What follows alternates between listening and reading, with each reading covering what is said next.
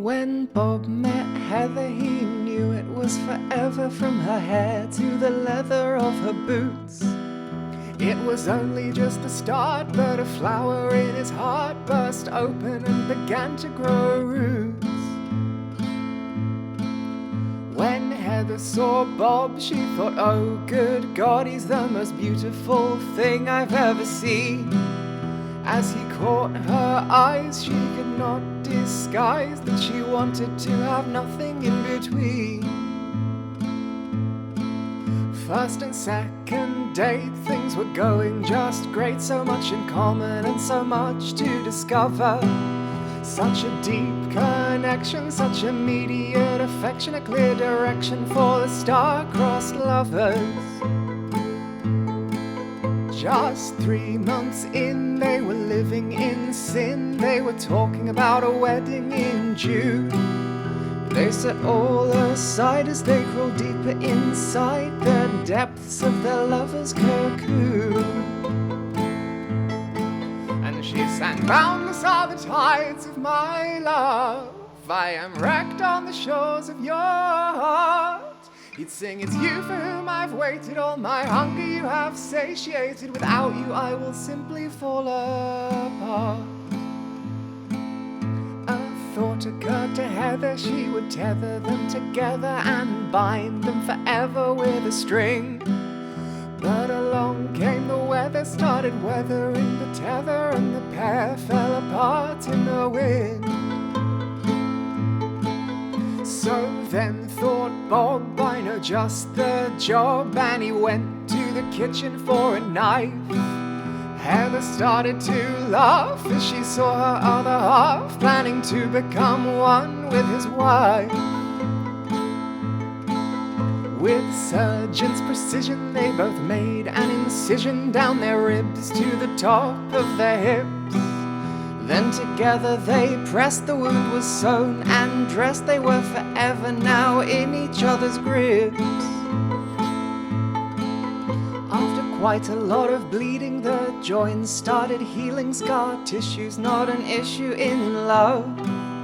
They truly enjoyed that they were fully conjoined. They were finally just close enough.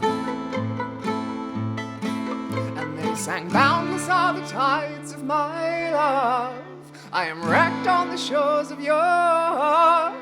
They'd sing, it's you for whom I've waited, all my hunger you have satiated. Without you I will simply fall apart. Some time did pass, and while their love did last, certain tasks were much harder to achieve.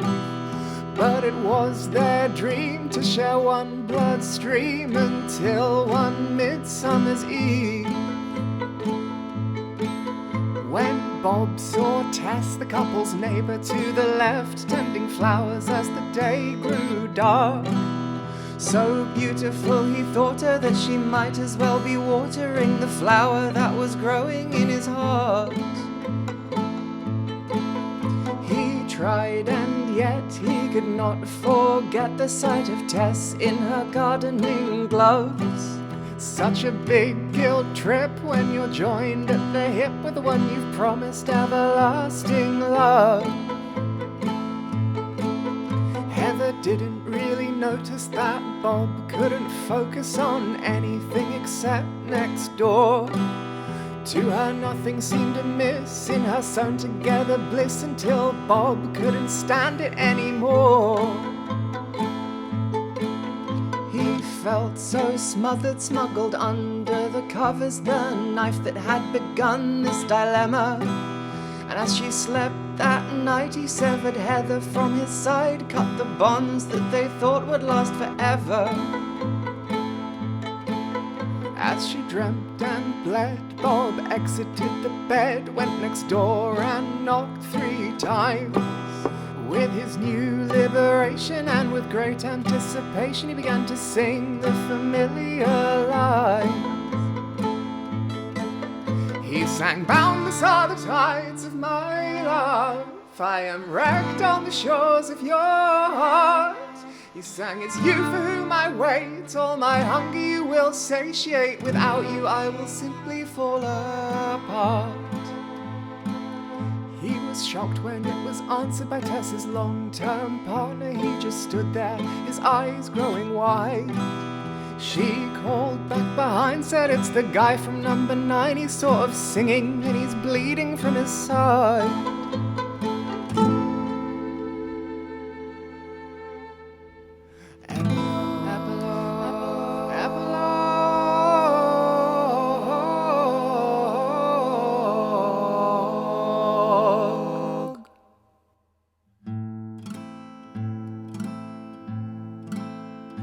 Neither Heather nor Bob survived the botched knife job without each other.